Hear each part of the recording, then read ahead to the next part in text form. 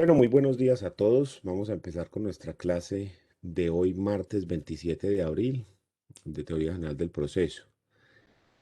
En la clase anterior estuvimos hablando acerca de las facultades adicionales del apoderado, porque dijimos que dentro del proceso va intrínseca, digamos, la facultad de representar jurídicamente al otro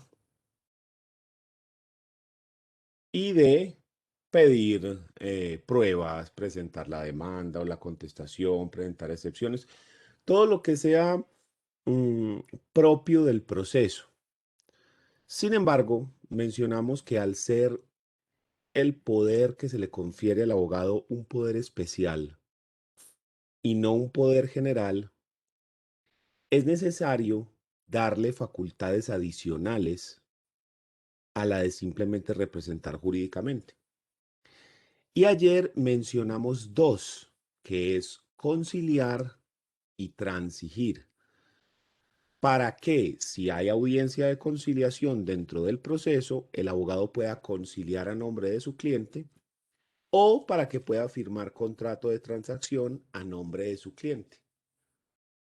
Vamos a continuar con estas facultades adicionales del abogado y vamos a poner una nueva que es partir. Partir. Es decir, que el abogado puede ser nombrado partidor dentro del proceso y entonces podrá hacer el trabajo de partición y adjudicación de bienes.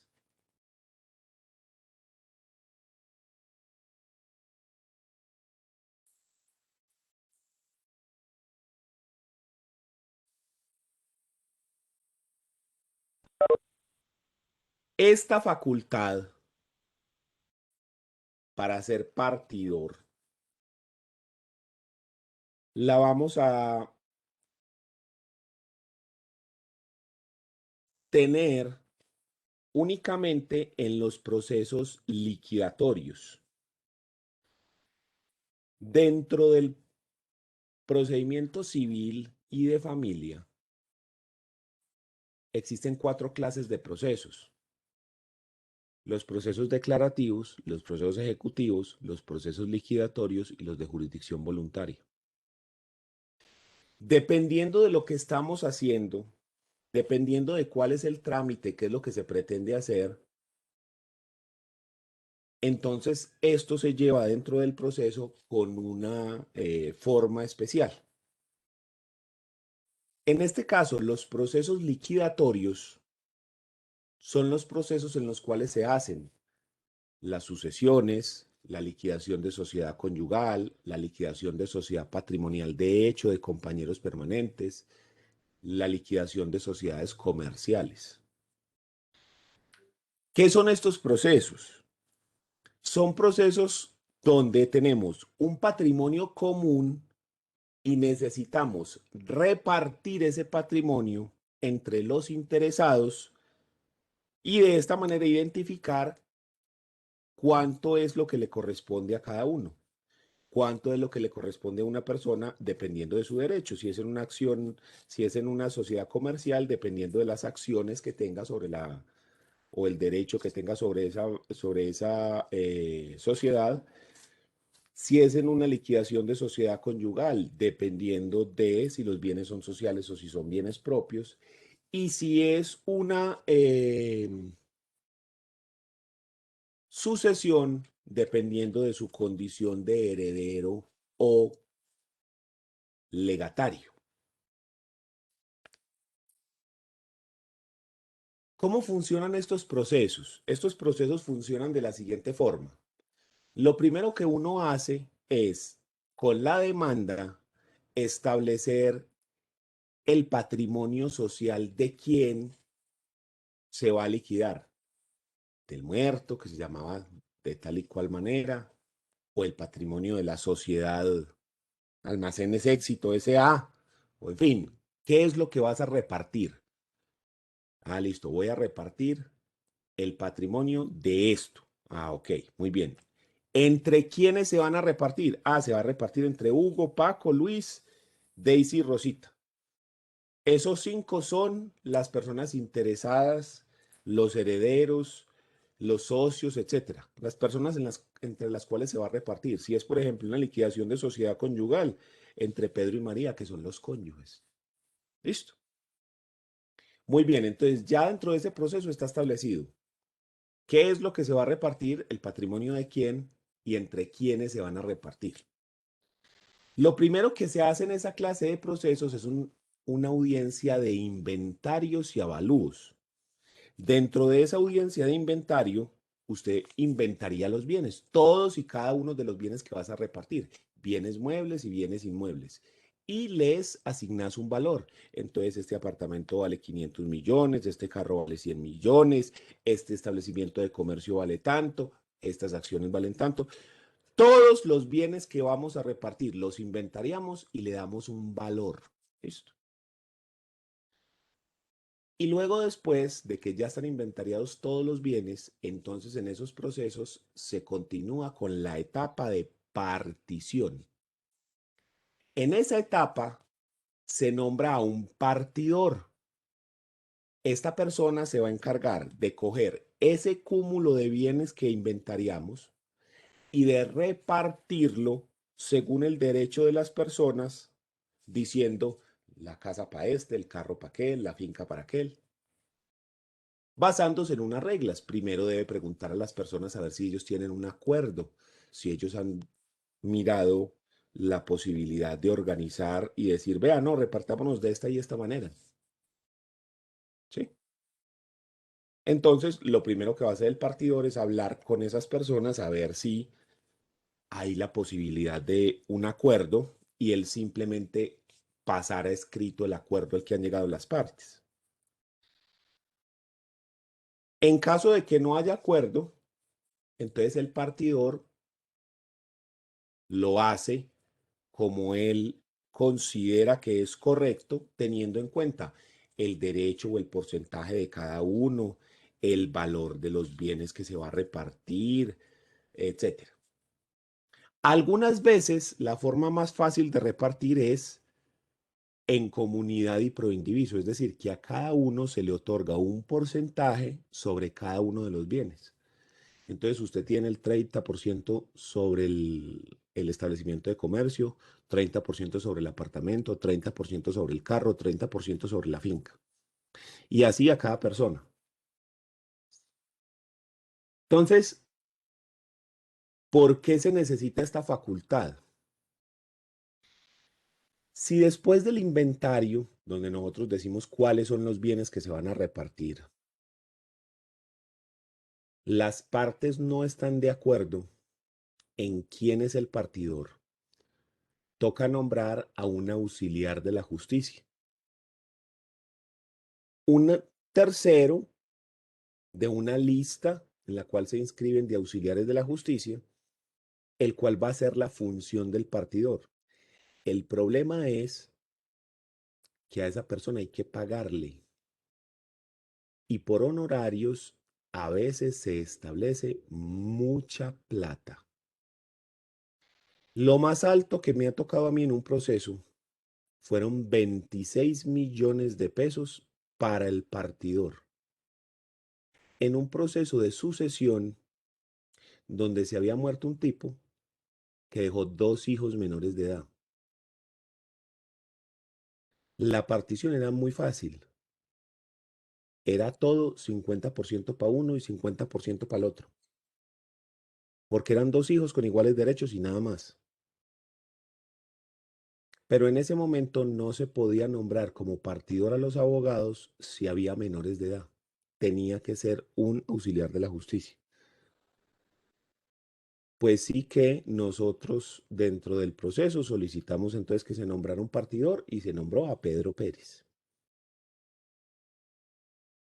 Nos interesaba a nosotros que esa partición saliera rápido, sobre todo que era una cosa muy sencilla, 50% para uno y 50% para el otro.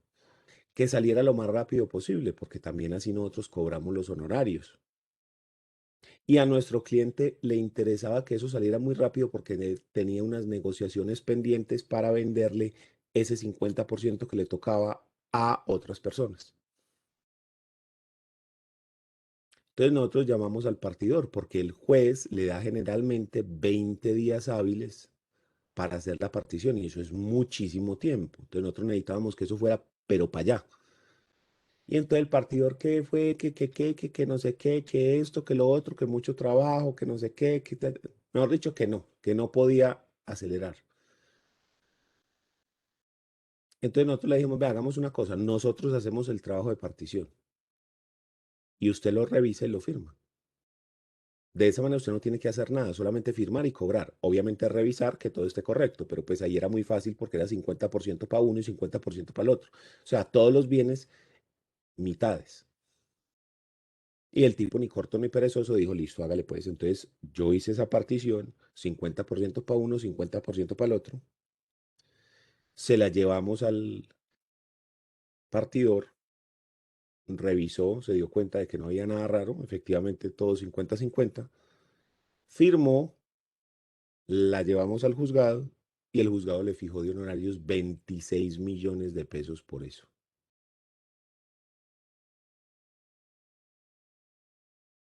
Una ridiculez pues de dinero. Y hubo que pagarle pues al abogado, al partidor ese.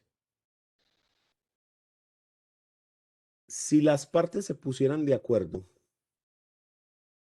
y en ese caso no hubiera habido menores de edad, ¿sí? Porque ahí el problema fue que habían menores de edad. Se puede nombrar como partidor a los abogados o al abogado que está llevando el proceso. Y eso evita que se le pongan esos honorarios tan excesivamente altos. Entonces, es muy importante que cuando nosotros estemos tramitando procesos liquidatorios, pongamos esa facultad. Por si de pronto puede que desde el principio sepamos que no va a haber acuerdo, que las partes no se van a poner de acuerdo, pero las partes pueden pelear su postura, pelear cuánto es lo que les toca, pelear el avalúo de los bienes, etcétera. Pero frente al partidor no conviene pelear, porque mire la cantidad de dinero que eso puede representar. Entonces, es mejor, aún sabiendo que no va a haber acuerdo, aún sabiendo que toca nombrar a un auxiliar de la justicia, aún en todos esos casos, poner la facultad de partir. Eso nos facilita el trabajo porque nosotros podemos hacer la partición rápidamente, ya la podemos incluso tener hecha. Entonces no tenemos que esperar todo el término que da el juzgado. O aun cuando lo tuviéramos que esperar, pues entonces no hay que pagar los honorarios de ese partidor de manera adicional. Dentro de tus honorarios como abogado está contenida esa función. Entonces eso es un ahorro más para el cliente y un incentivo más para uno para decirle al cliente por qué razón le convino haber contratado con uno, que es un ahorro al fin y al cabo.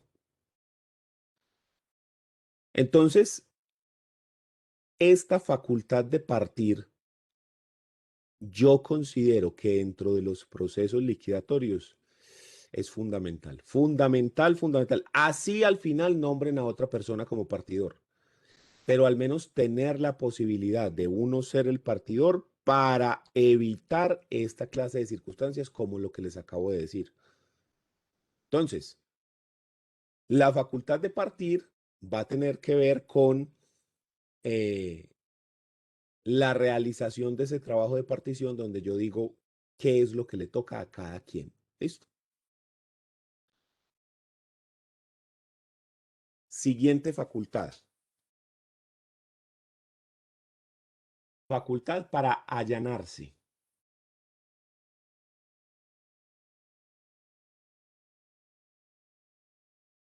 Para allanarse.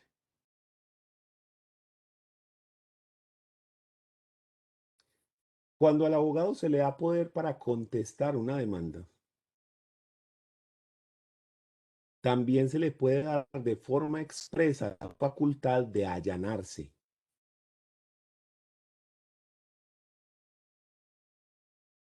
Es decir, otorgarle al abogado el poder de aceptar las pretensiones de la demanda y obviamente asumir la responsabilidad que de ello se deriva.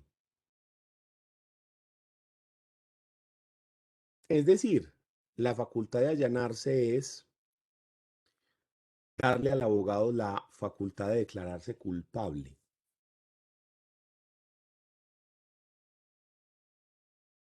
de aceptar lo que se pidió en la demanda.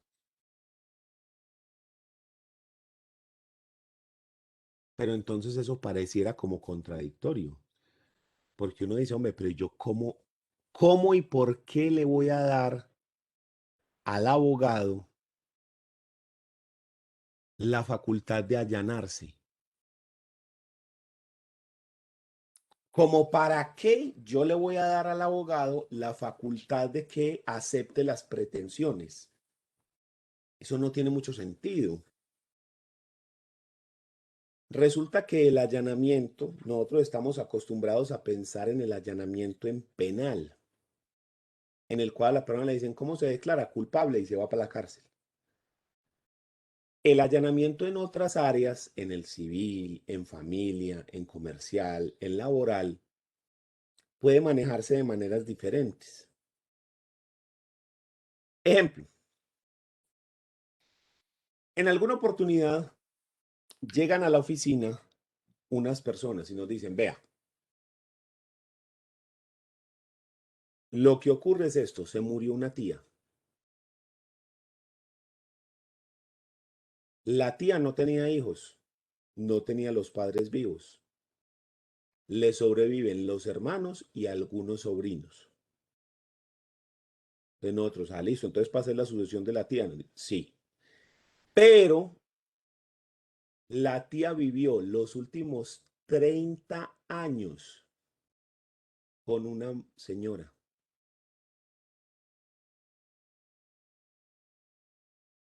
Esa señora fue quien la cuidó, quien vivió con ella y demás los últimos 30 años. Es más, los últimos 15 años la tía se había vuelto loca, perdió la razón, es decir, demencia senil. Y la señora estuvo ahí al pie del cañón.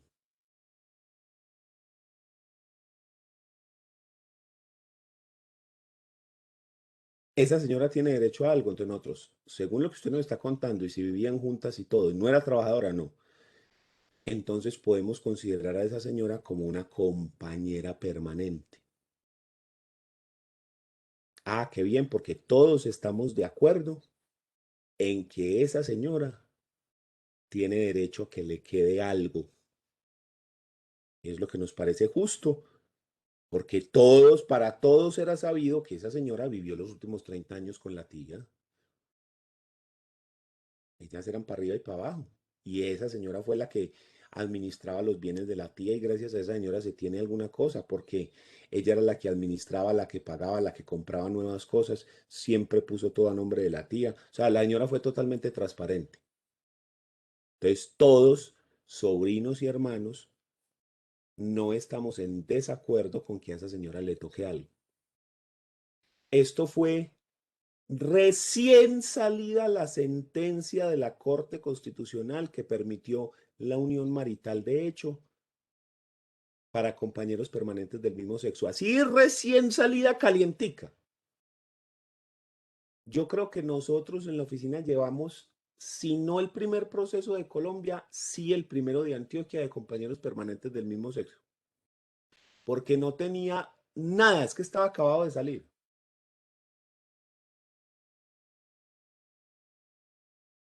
Pero entonces, ¿cuál era la situación aquí? Todos los familiares reconocían que esa señora era la compañera permanente. Y a todos les interesaba que le dieran a ella lo que le correspondía y ellos ya repartirse la herencia que les quedaba.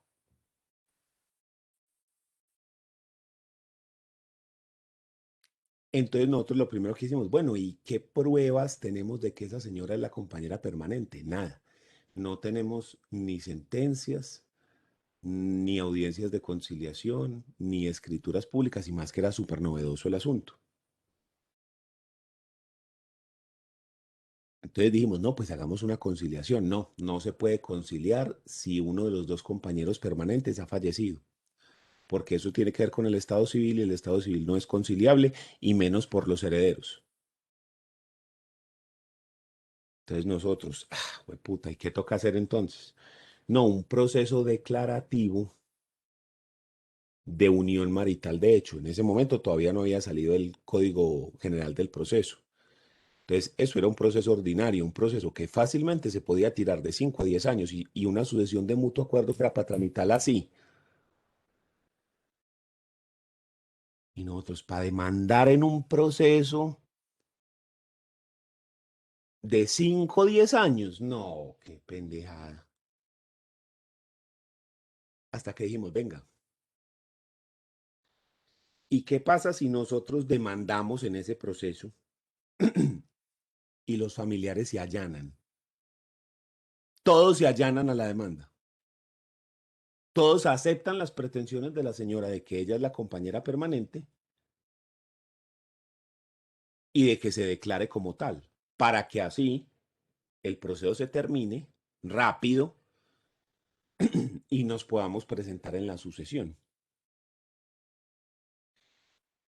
Y entonces efectivamente así se hizo. Se abrió el proceso declarativo de compañeros permanentes, se demandó por parte de la señora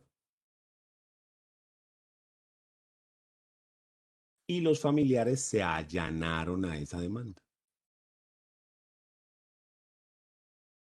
Gracias a esa circunstancia de allanamiento, el proceso que se podía demorar un año se demoró como 6 meses nomás. Y a partir de ahí ya nos pudimos presentar a la sucesión y repartir de mutuo acuerdo como estaba previsto, donde también se nos nombró como partidores a nosotros. Entonces, mire que la facultad de allanamiento no siempre va a ser pensada así como en el penal de que yo me declaro culpable y me meten a la cárcel y es algo totalmente perjudicial. En algunos casos, por la forma como se dan, por las negociaciones que se presentan, por unas circunstancias especiales, esa, ese allanamiento puede volverse en una estrategia o en un evento de negociación importante. Entonces, como yo no sé cómo se van a desarrollar los procesos, como yo no sé si de pronto puede haber una negociación entre las partes donde diga, vea, yo me allano y pago esto, pero entonces usted me perdona los intereses o cualquier otra circunstancia así, es mejor poner la facultad de allanarse por si, llegado el caso, es necesario. La mayoría de las veces usted no la va a utilizar, pero si fuera el caso, entonces que uno pueda allanarse en nombre del cliente y no que se vuelva eso un problema, ¿sí? Entonces, es una posibilidad que nosotros tenemos para ejercer de mejor manera nuestro trabajo. Entonces, lo que les decía, miren en este caso cómo pudimos organizar esa sucesión gracias a ese allanamiento, de que la señora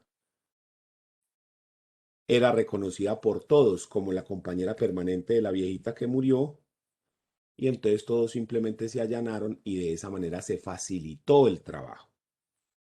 ¿Sí? Entonces, esa facultad es importante. Pareciera que es de dejar así y de no mirar mucho, pero es una facultad que es importante, sobre todo lo que les digo, para temas de negociaciones, para tema de resolver los procesos de una manera diferente a el proceso como tal. Entonces, siempre que se vaya a contestar, es importante poner la facultad de allanamiento por si se da cualquier oportunidad. ¿sí? Porque no sabemos cómo se vaya desarrollando el proceso, no sabemos qué pueda ocurrir y a veces es importante allanarse. Y si contamos con que en el penal el allanamiento puede generar rebajas de pena de hasta el 50%, pues entonces ahí también es muy importante tener la facultad para allanarse, porque eso puede generar una rebaja de pena que dé justo para que el delito sea escarcelable y para que la persona, aún siendo condenado, no tenga que cumplir la pena en la cárcel, sino que esté limitado de su libertad, pero no en la cárcel. Entonces, muy importante ese asunto también. Para que se tenga en cuenta ahí, digamos que es una facultad más estratégica que cualquier cosa. La facultad de allanamiento es una facultad netamente estratégica. Siguiente facultad, que sería, si el allanamiento es para cuando usted contesta, entonces vamos a poner otra similar para cuando usted demanda, que es la facultad de desistir. Desistir.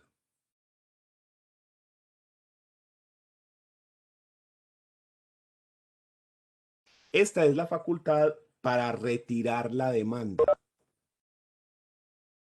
es decir, para desistir del proceso, para no continuar con el proceso, renunciar al proceso.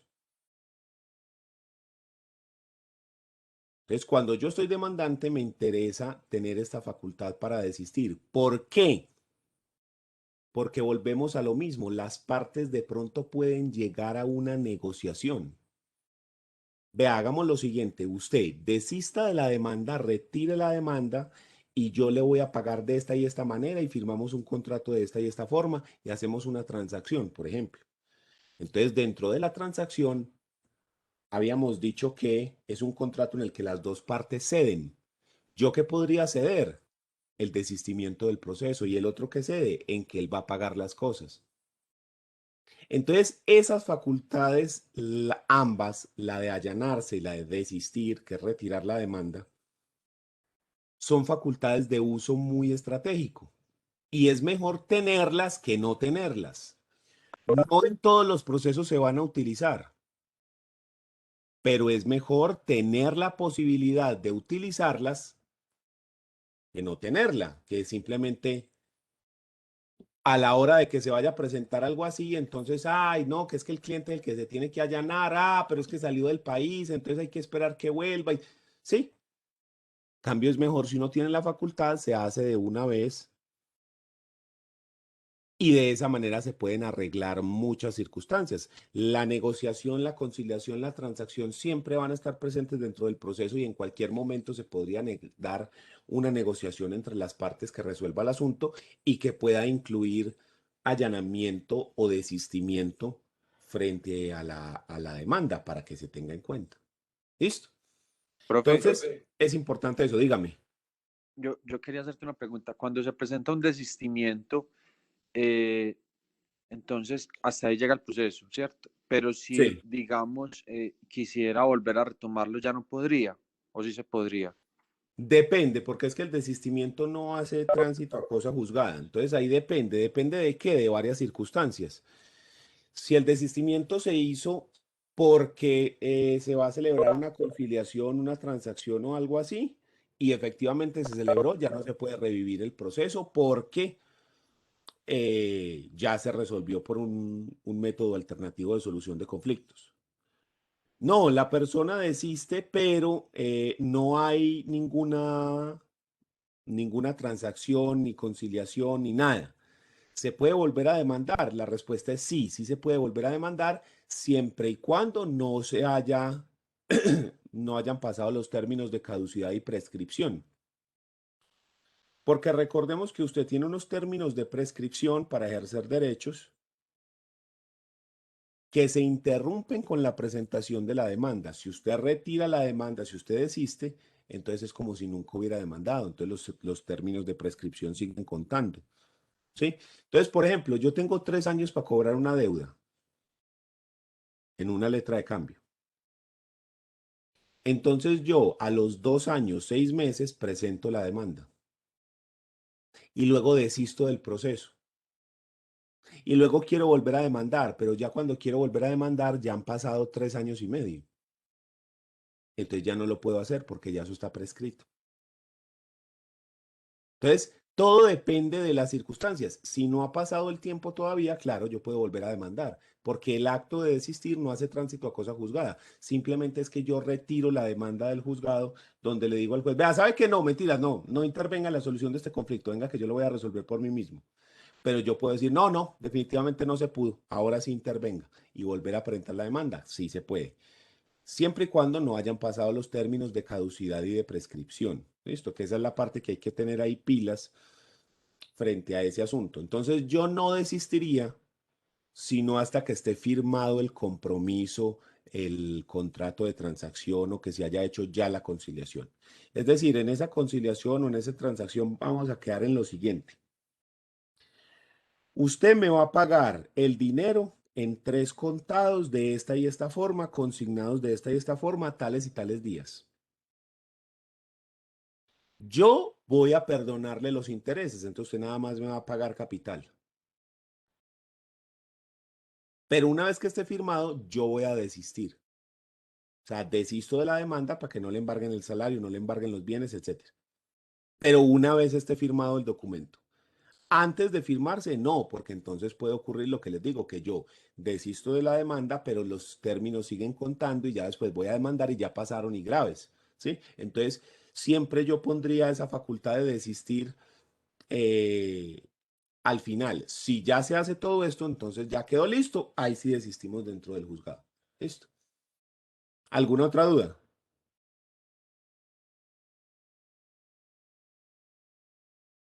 Yo creo que no, gracias. Listo. Siguiente facultad adicional.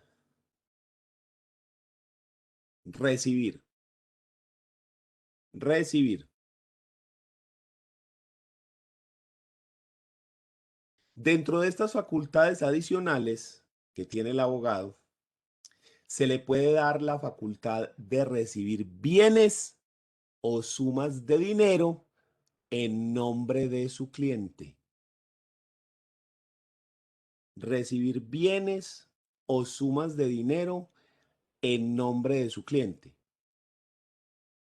Lo que no implica, ojo, lo que no implica que el abogado pueda apropiarse de lo recibido.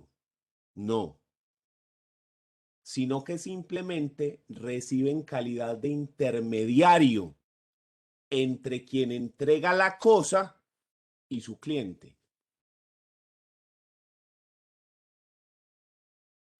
Algunas veces esta facultad de recibir es muy importante, sobre todo cuando entre las partes no se pueden ver.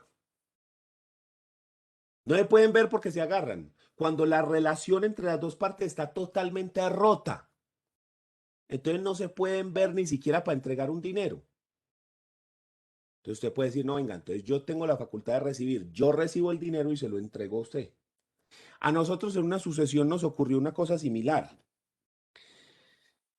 Un señor muere, no tuvo hijos, no tenía padres, solamente le sobrevivían los hermanos, pero el señor tenía hermanos dobles de papá y mamá y hermanos medios.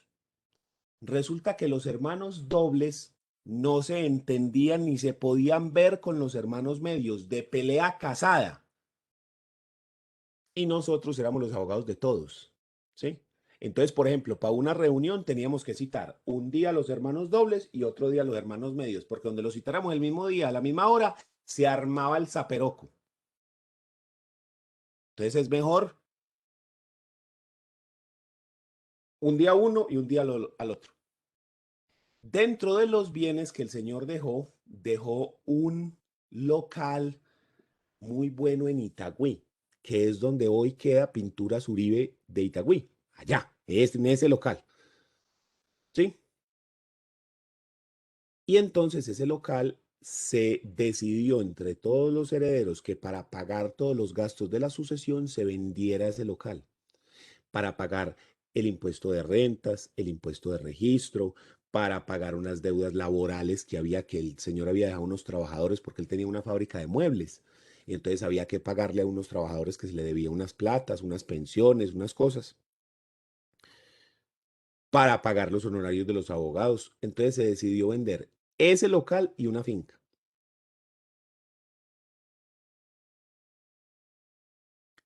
Recuerdo que el local se vendió como en 700 millones de pesos. Entonces la gente de Pinturas Uribe llega y nos dice, bueno, eh, aquí tengo el pago, entonces ¿qué? ¿Quién me lo recibe? En efectivo. Ni modo de decirle a los hermanos que fueran todos y para acá de usted eran como 18, ¿sí? Unos simples y otros medios y todos se odian con todos y uno se tira en chuzo y el otro, no, no, no, no, no, no, no, no, no, una cosa muy horrible. Entonces nosotros dijimos, con esta facultad de recibir, venga, nosotros recibimos el dinero y le entregamos lo que le corresponde a cada uno de los herederos. Pues sí que efectivamente nos citan un día a una bodega y nosotros, ay, hermano, nos van a hacer como en las películas, mijo. Ahí nos van a coger de quietos y lleve. Una novela, una bodega sola, no tenía nada. Y llegamos y aparece el señor con dos canecas de pintura. Cuando destapa las canecas llenas de plata. Y nosotros, ay, Dios mío, como en las películas, ya aquí van a aparecer. Y empiece a contar, hermano, vea, 700 millones de pesos en efectivo. Sí, como 2 horas ahí contando la plata. Cuando listo, bien, bien, listo, hágale, entonces váyase. Y nosotros, váyase. Ay, marica, y nosotros para salir con 700 millones de pesos, ¿qué hacemos? Venga, regálenos esas canecas de pintura, nos las llevamos ahí. Ah, listo, tenga. Entonces sí, era una bodega de pintura Uribe, cogimos las bodegas, las canecas de pintura y nos montamos al carro, las pusimos en la maleta del carro ahí, ¿sí? ¿Qué llevábamos? Pintura. Nos fuimos para la oficina y empezamos a citar a la gente. Eso fueron como 2 semanas porque había que citarlos de a poquito. Eran como 15 hermanos, un montonal. Y recuerdo que a unos les tocaba 26 millones de su herencia y a los otros les tocaba la mitad, 13. ¿Sí? Tan, tan, tan, tan, tan. Entonces, tocaba citarlos a cada uno para entregarle el dinero, que firmara un paz y salvo y un recibo de pago.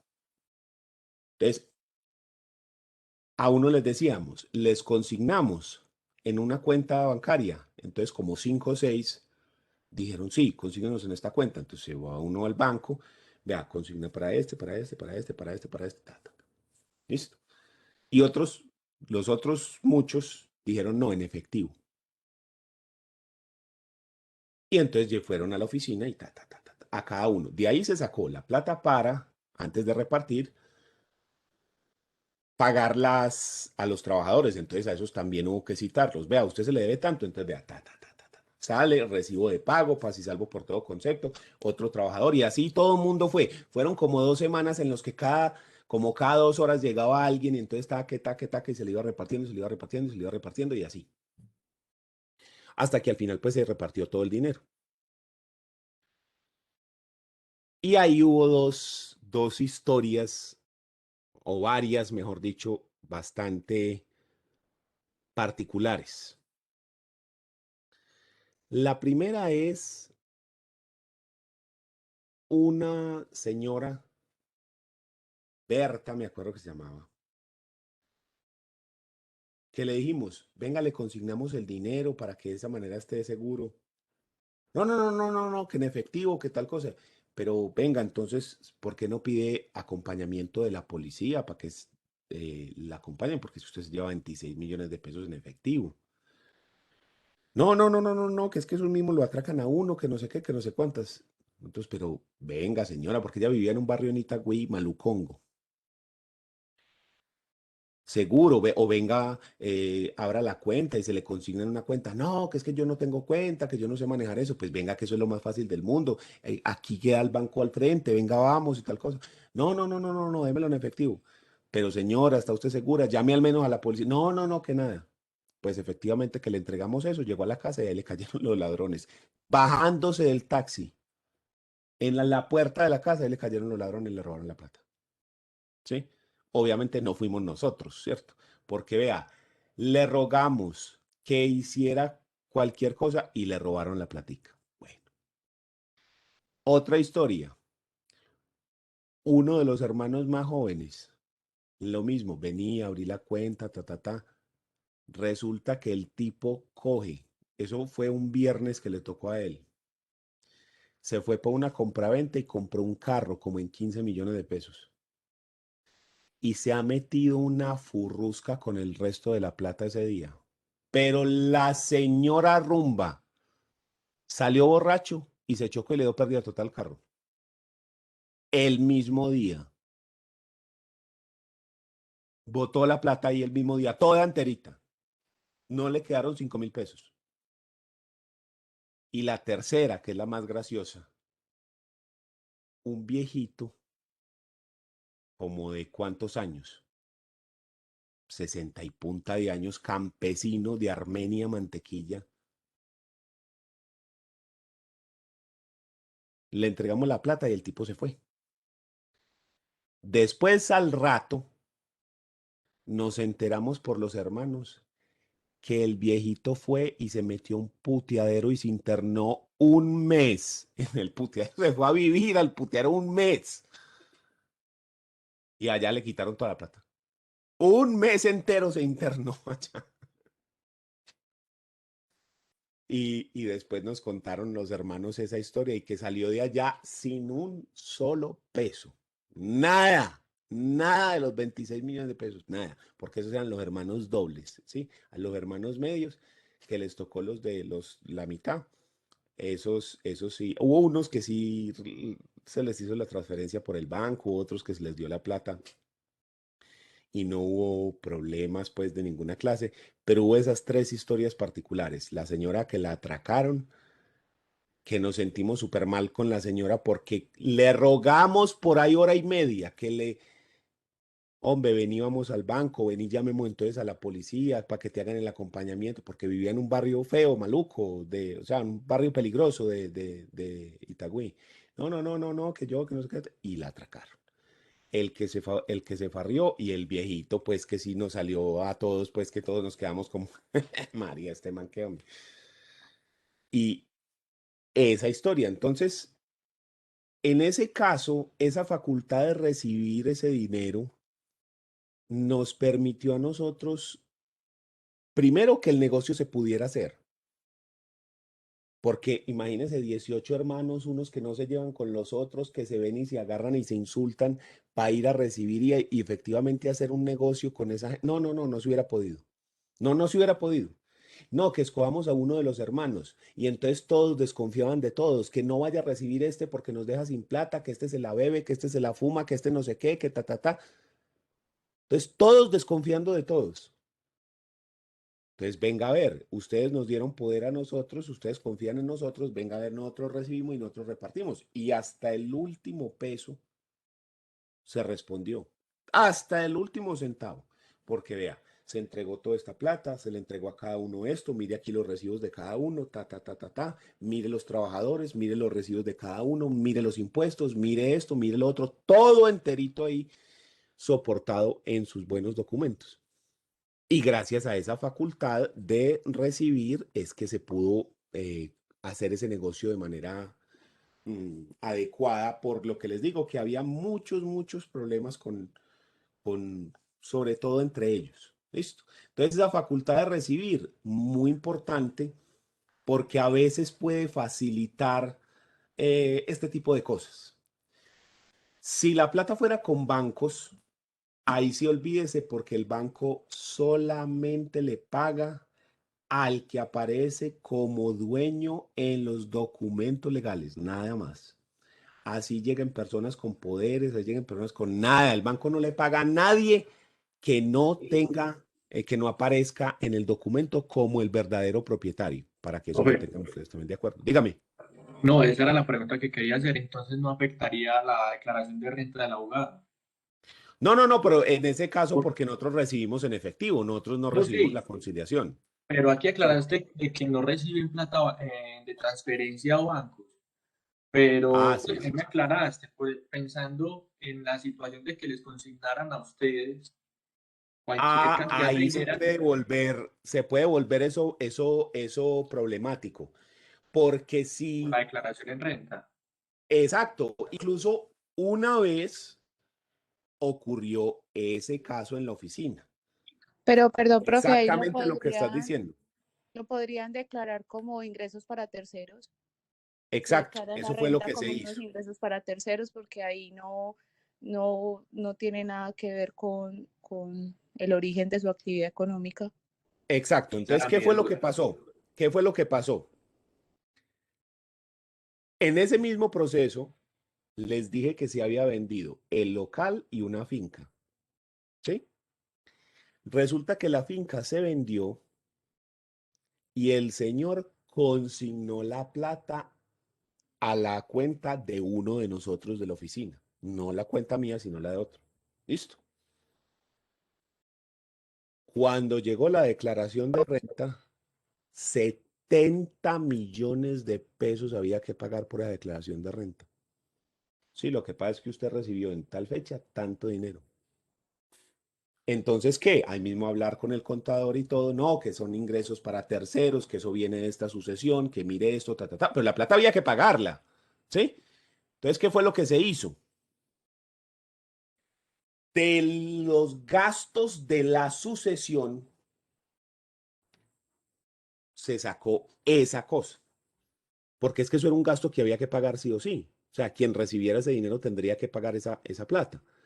Así fuera que cada uno recibiera la parte que le corresponde, a cada uno le hubiera tocado pagar un pedacito sobre eso.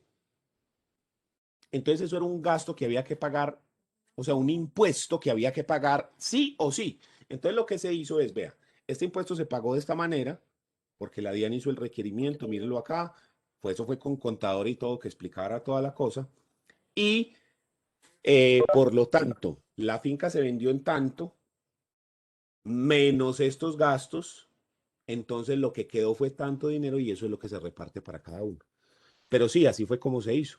Ingresos de terceros, pero hubo que explicar de dónde ingresos de terceros, por qué razón, porque es que así también se puede hacer lavado de activos y cosas así. Entonces, para que la cosa quede clara, vea, son ingresos de terceros porque se está llevando esta sucesión, mire el juzgado, mire la cosa, se vendió este bien, mire el contrato de compraventa, mire la escritura pública, eso se pagó tanto dinero, mire acá, eso se reparte entre tales y tales personas, su porcentaje es este, tan, ta, ta, ta, ta, ta, ta, ta, ta. Todo eso, ¿sí?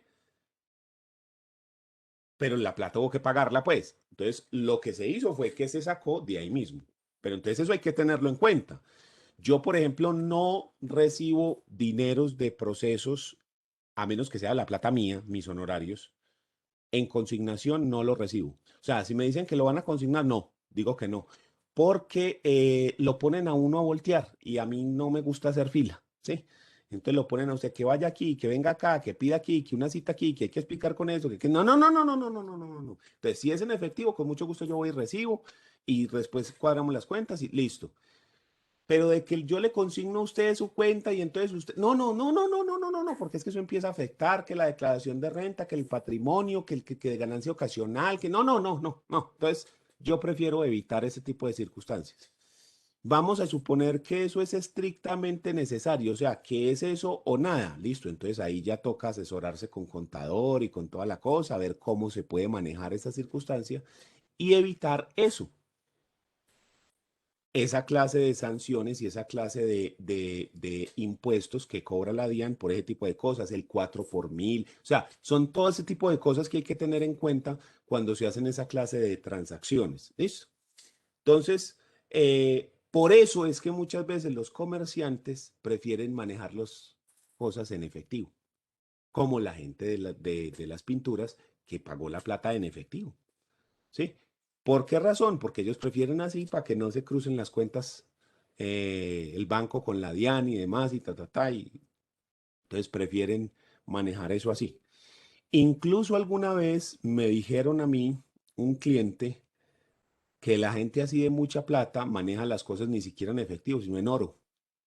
Entonces que él había ido con una persona así muy poderosa a comprar un apartamento de 1.500 millones de pesos. y el man saca un lingote de oro así como del tamaño de un celular, más grueso pues, pero así como de este tamaño. Tan, se pone sobre la mesa, un ingeniero químico llega y le hace varias perforaciones para que no tenga almilla de hierro. Entonces le hace varias perforaciones y analiza, sí, esto es oro de tanto, se pesa, sí, tantos gramos, listo, entonces eso vale tanto, sí señor, ve aquí las escrituras públicas y sale. Yo me quedé como, ah, jue madre, ¿cómo así? Sí, claro, se maneja en oro. Yo, vea, no tenía yo ni idea de ese tipo de cosas. Ahí está.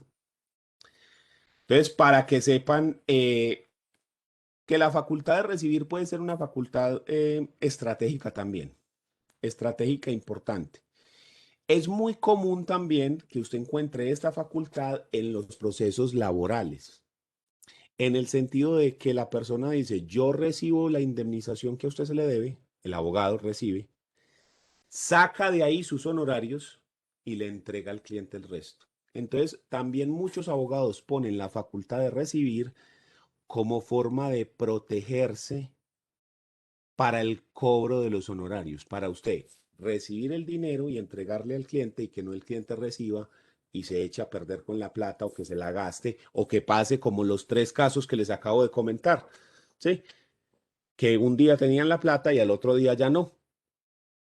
Entonces, para evitar ese tipo de cosas, uno puede utilizar esta facultad de recibir. Lo que les digo, yo conozco que en laboral a veces se utiliza con frecuencia esa facultad y de esa manera el abogado se puede asegurar un poquito sus honorarios.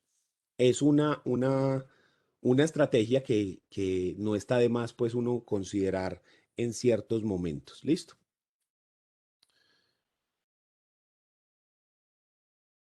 Siguiente facultad, la facultad para suscribir documento. Facultad para suscribir documento.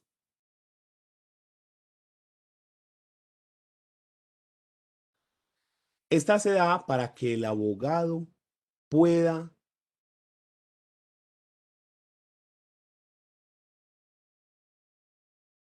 firmar a nombre de su cliente documentos, como por ejemplo un contrato de transacción, una conciliación, etcétera.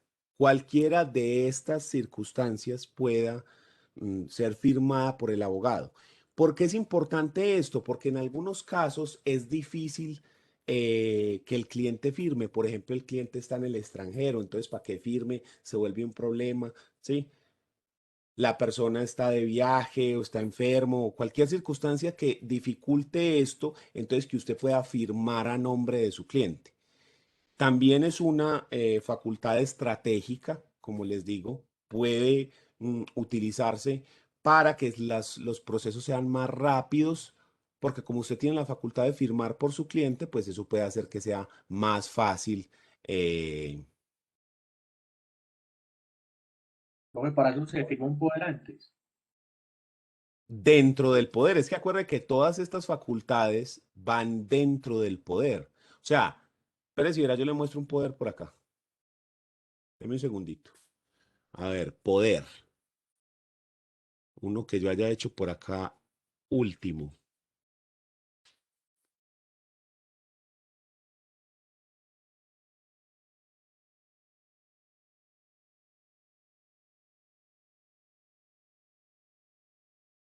Ahí verá. Les voy a mostrar por aquí un podercito que tengo.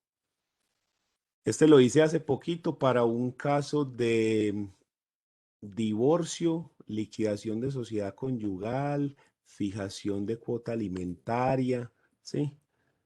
Eh, todo eso.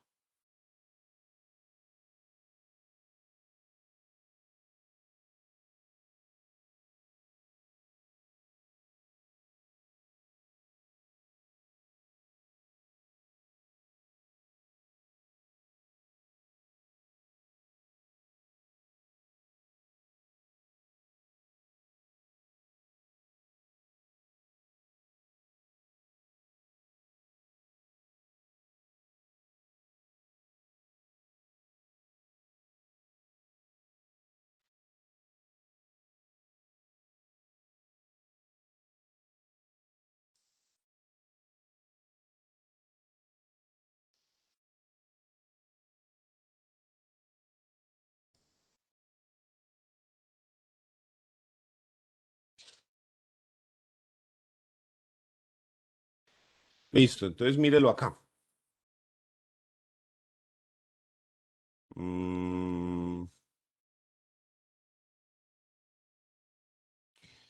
Entonces, mire, esto es el poder. Entonces dice, José, aquí van los apellidos de la persona, y María, los apellidos de la persona, mayores de edad, domiciliados en la ciudad de Montreal, Canadá, identificados como aparece al pie de nuestras firmas, actuando en calidad de cónyuges y padres, conferimos poder al doctor Daniel Lopera, de Medellín, contrata profesional tal, para que presente ante su despacho trámite de cesación de efectos civiles de matrimonio religioso de mutuo acuerdo, liquidación de sociedad conyugal de nuestro matrimonio y regulación de cuota alimentaria, custodia y visitas de nuestra hija menor de edad, Carolina, identificada con el NUIP tal. Nuestro apoderado tiene facultades expresas para la cesación de efectos civiles de matrimonio católico, ¿sí? Liquidar la sociedad conyugal, regulación de cuota alimentaria, realizar el trámite de custodia y cuidados personales con regulación de visitas. Hasta aquí lo único que yo estoy haciendo es volver a copiar lo que es natural del proceso. Pero entonces yo le pongo las facultades adicionales: conciliar, transigir, sustituir, recibir, suscribir escritura pública, desistir y todas las demás inherentes a esta clase de procesos según el acuerdo autenticado en el consulado, y se anexa y entonces firman las personas. ¿Listo? Entonces, mira, como yo en el primer párrafo describo, estoy dando el poder ¿para qué? ¿Qué es lo que vamos a hacer? ¿Quién está dando el poder? ¿A quién se le va a dar el poder? ¿Y qué es lo que va a hacer? Y en el segundo párrafo yo le pongo las facultades adicionales. Entonces yo, por ejemplo, aquí le puse conciliar, transigir, sustituir, recibir, desistir, suscribir escritura pública. ¿Sí? Entonces junto con esta que les acabo de decir de suscribir documento, que es esa que está ahí, es para firmar documentos a nombre del cliente. En este caso, a mí me interesa mucho eso porque ellos estaban en Canadá, entonces para yo firmar desde acá, por ellos, a nombre de ellos. ¿Listo? Entonces, esa era supremamente importante, la de suscribir documento, que es la facultad que le otorgan al abogado para que él pueda firmar a nombre de su cliente. O sea, firmar como si el cliente viniera y echara la firma él mismo. Comprometerse a nombre del cliente. ¿Sí? Ahí había otra, que es la siguiente que vamos a ver, que es sustituir el poder. ¿Para qué se da esa facultad? La facultad de sustituir el poder. Para que el abogado pueda decirle a otro abogado que lo reemplace, le sustituye el poder. El poder que me dieron a mí, yo se lo sustituyo a Santiago. ¿Por qué? Digamos que en ese momento yo tengo otra audiencia, que tengo alguna cosa médica, que tengo que hacer una diligencia de vital importancia y yo no puedo estar. Pero es temporal. Sí, es temporal. Entonces yo lo que puedo hacer es decirle a Santiago, Santiago, ¿por qué no me reemplazas en esta audiencia de conciliación? Porque no me interesa que se aplace. Necesitamos que eso se realice, pero yo no voy a poder estar. Entonces yo te sustituyo a vos. Yo como abogado no necesitamos un nuevo poder. Porque imagínense esas personas viviendo en Canadá, para que me otorguen poder a mí, ellos tienen que ir al consulado a hacer autenticar el poder, la firma, que la apostille, mandar eso por correo hasta acá y yo traerlo. Imagínense para yo sustituirle a Santiago. O sea que ellos tendrían que volver a ir al consulado, Entonces eso sería un trámite horrible. Entonces lo que yo puedo hacer es sustituirle a la persona para que realice esa audiencia. Entonces durante esa audiencia Santiago tiene el poder de ellos. Se le ha sustituido. Y terminada la audiencia, el poder vuelve a mí. Sí, él vuelve y me lo sustituye a mí. Entonces, esta sí que es súper, súper estratégica para nosotros, porque si ante cualquier eventualidad nosotros no podemos y tenemos que buscar un reemplazo, un amigo, un familiar de nosotros, un compañero de oficina o de la empresa, tenemos que tener la facilidad de que esto se haga sin traumas, como lo que sería que vuelva y mande otro poder, que vuelva y vayan hasta allá, que ta. Incluso ni siquiera tiene que ser que vivan por fuera del país, aquí mismo. Porque es que usted para otorgar el poder tiene que ir hasta la notaría, hacerle presentación personal, firmar, no, pues que yo no puedo salir a esa hora, que es que estoy trabajando, que es que fue, que fue, que. Entonces hay veces que se vuelve muy complejo esa clase de cosas. Entonces, esta es una manera en la cual se puede facilitar el asunto y de esa manera no se necesitan aplazar las audiencias ni ese tipo de cosas, sino que uno puede contratar o pedirle el favor a un compañero para que lo reemplace en esa audiencia. Y ya después, terminada la circunstancia, se vuelve otra vez a obtener el poder. ¿Sí? Entonces, es de estrategia jurídica tener la facultad para sustituir el poder. ¿Listo? ¿Quién tiene alguna duda?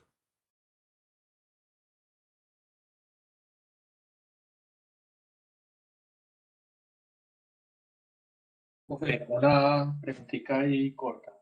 Dígame. La firma escaneada que hoy en día se usa tanto, aún no tiene ese poder vinculante en los procesos jurídicos. No, sí. O sea, por Sí. la contingencia del COVID y todo eso, hoy en día se permite pues esa firma electrónica fácilmente. Entonces eso nos ha facilitado muchísimo la vida a nosotros. O sea, pero cantidades. Entonces, por ejemplo, en ese caso que te mostré de Canadá, que eso es reciente, eso es de este año, ellos tienen que ir al consulado y allá firmar, ¿sí? Pero a mí me basta con que me manden el poder escaneado porque yo puedo utilizarlo escaneado. Pero igual les toca ir a firmar para demostrar que sí son ellos los que están poniendo la firma, ¿sí?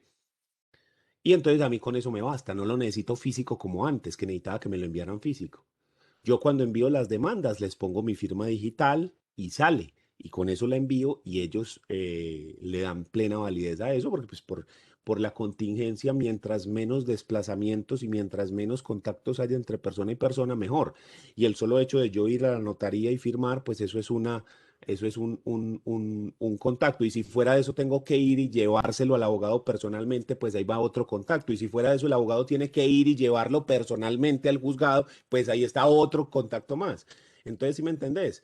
Imagínate que una de esas personas hubiera estado infectado, el cliente. Entonces el cliente va a la notaría, pin, infectó a la persona. Después va el abogado, pin, infectó al abogado. Luego el abogado, tin, infectó. Y entonces eso se vuelve un problema. Entonces, para evitar ese tipo de maniobras, de que la gente esté eh, brincando del agua al lado, pues se han facilitado ese tipo de cosas con algo pues que ya hacía falta, hermano, porque es que estamos en el siglo XXI, pues es que, sinceramente, no sabíamos, era demorado. O sea, esas fueron de las cosas buenas del COVID que nos hizo a la fuerza entender que es que la tecnología es para facilitar y de que ya es hora pues de dejar esto. Es que, hombre, de milagro en los juzgados no trabajan todavía con máquina de escribir, de milagro, o sea, de milagro pues, porque es muy complejo esos cambios, sobre todo tecnológicos en los juzgados. Yo espero que esta experiencia del COVID, que a unos les ha gustado y a otros no tanto, al menos sirva para mostrarnos que en la tecnología en los juzgados llegó para quedarse, pues. Eso yo espero que sí. Porque si después de salir de esto volvemos al 2019, para mí sería un retroceso gigantesco. Pero bueno, amanecerá y veremos. ¿Listo? ¿Alguien más tiene alguna duda?